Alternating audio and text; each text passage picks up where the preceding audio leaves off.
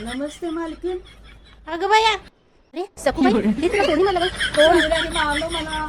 2 दिवस नवऱ्याने मारलं, काय करू मी?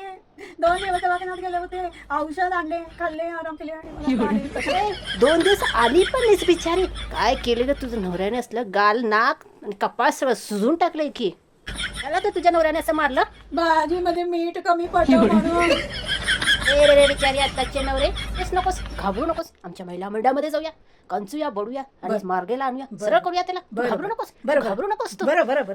आता सोडायचं नको त्याला. आम्ही पूर्ण महिला मंडळाच्या अंगावर घालून सोडतो. आता तू पुढे हटू नकोस, पाठीमध्ये जटू नकोस, तू घाबरू नकोस. सको म्हणजे सकोला सखी म्हणते ना, मी त्याला सोडणार नाही. आता माझ्या नवऱ्याचा फोन यायला लागले.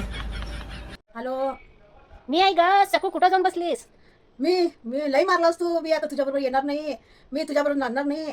आता काय पण मी तुझ्याबरोबर संसारच करणार नाही.